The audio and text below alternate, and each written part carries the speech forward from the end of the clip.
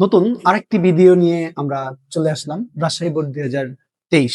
তো ফার্স্টে আমাদের এইখানে কিন্তু একটা ধারা দিছে একে থেকে চলবে কোন পর্যন্ত, এন পর্যন্ত।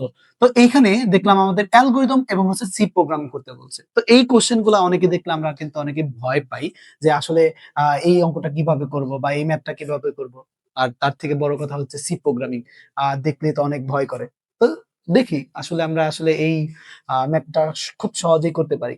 সবসময় আমি একটা কথা বলছি যে ধারার ম্যাথ করতে গেলে তোমাকে এর মান আগে ধরতে হবে। তার মানে এখানে স্টার্ট পয়েন্ট কি 1, তার মানে 1 চলবে কোন পর্যন্ত, এন পর্যন্ত, তার মানে এন পর্যন্ত চলবে। তার মানে আমরা এখানে এন পর্যন্ত দিলাম। এখন আমাকে মনে রাখতে হবে কত করে বাড়তেছে, তার মানে আই এক করে কিন্তু বৃদ্ধি পাচ্ছে, তার মানে আমরা এখানে এক করে বৃদ্ধি পাচ্ছে এই কথাটা বলে দিলাম। এখন যেহেতু যোগের সূত্র, তার মানে যোগ আসবে এস সমান সমান আই, তার মানে এখানে আই এর মান ছিল।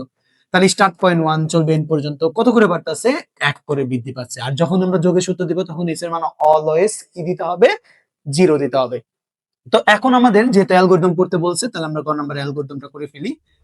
অ্যালগরিদম যেহেতু আমাদের ধারাটাও বের করা শেষ, তো প্রথমে আমরা জানি অ্যালগরিদম ধাপে ধাপে গণনা করতে হয়। কি করতে হয়, ধাপে ধাপে গণনা করতে হয়। তার মানে প্রথমে স্টার্ট করব, এরপরে হচ্ছে আমাকে কি করতে হবে, ইনপুট নিতে হবে। যেহেতু আমরা মানটা জানি না তাহলে আমাকে কি করতে হবে, এন নিতে হবে।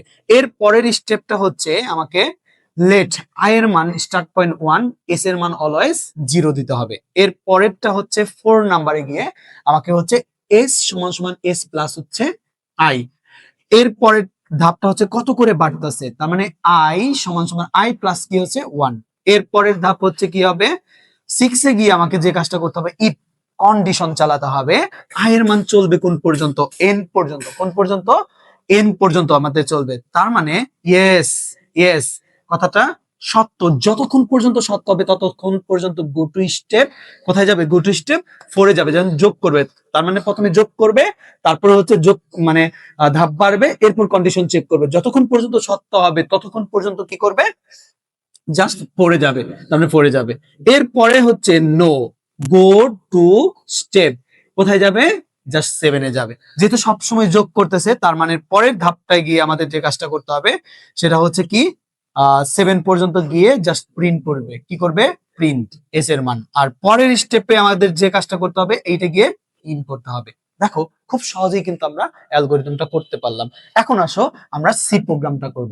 যেহেতু আমাকে এখানে সি প্রোগ্রাম করতে বলছে, তার মানে আমাকে নির্দিষ্ট করে দেয় নাই, তার মানে আমরা for loop, while loop, do while যে কোনোটাই কিন্তু আমরা করতে পারি। তার মানে এখানে আমরা ঘ নাম্বার দিয়ে আমরা শুরু করতে পারি। প্রথমে আমাদের ইনক্লুড কথাটা লিখতে হবে, এরপরে হচ্ছে স্টেডিও ডট এইচ লিখতে হবে, স্টেডিও ইনপুট আউটপুট হেড। এর পরেরটা হচ্ছে আমাদের কি করতে হবে, কোনীয় কথাটা লিখতে হবে, কোনীয় ডট হচ্ছে H, void main, void main, void main কথাটা লিখতে হবে। এরপর সেকেন্ড ব্র্যাকেটের ভিতরে হচ্ছে মানগুলা বলে দিতে হবে, আই এর মান আসবে, এস এর মান আসবে, এন এর মান আসবে। লাস্ট একটা সেমিকলন, এস এর মান অলওয়েজ 0। আমরা মানটা যেহেতু জানি না, তাহলে একটা কথা লিখে নিতে হবে, printf, then insert the number of N এর মান, ডাবল কোটেশন, লাস্টে একটা সেমিকলন দিতে হবে। এরপর হচ্ছে স্ক্যান এফ, ডাবল কোটেশনের ভিতরে পার্সেন্টেজ ডি কমা অ্যাম্বারসাইন কার মান, এন এর মান। এখন আমরা ফর লুপ চালাবো। ফর এর প্রথম হচ্ছে ইনিশিয়ালাইজেশন কন্ডিশন, এরপর হচ্ছে ইনক্রিমেন্ট ডিক্রিমেন্ট দিতে হয়। তার মানে আমরা হচ্ছে স্টার্ট পয়েন্ট যেহেতু এখানে 1, আই চলবে মানে কোন পর্যন্ত, এন পর্যন্ত। কত করে বৃদ্ধি পাচ্ছে, এক করে বৃদ্ধি পাচ্ছে।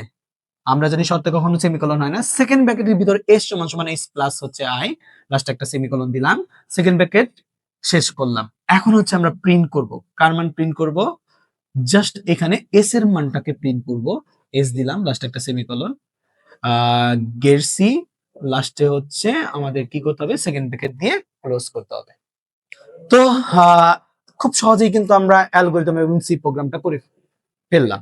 তো এরকম তোমরা যদি বোর্ড কোশ্চেন গুলা সলভ করতে চাও, আসলে মূল কথা হচ্ছে যে বোর্ড কোশ্চেন সলভ করতে গেলে কিন্তু মূল কথা হচ্ছে এই বেসিক গুলা ভালো জানতে হবে। তাছাড়া আসলে আমরা বোর্ড কোশ্চেন কিন্তু এভাবে সলভ করতে পারবো না। তো এরকম তোমরা যদি বোর্ড কোশ্চেন গুলা সলভ করতে চাও তাহলে আমাদের আইসিটি পাঠশালায় চলে আসতে পারো, অথবা আমাদের হোয়াটসঅ্যাপে সরাসরি যোগাযোগ করতে পারো আমাদের সাথে, অথবা আমার ক্লাস দুইটা বা মানে সরাসরি তোমরা অফলাইনে আমাদের এখানে করতে পারো, করে দেখতে পারো আসলে আমরা কতটুকু তোমাদের দিচ্ছি, বা তোমরা কতটুকু আমার কাছ থেকে বুঝে নিতে পারো। আহ এই জন্য তোমাদেরকে বলবো যে আমাদের আইসিটি পাঠশালায় সরাসরি এসে ক্লাসগুলো দেখার জন্য।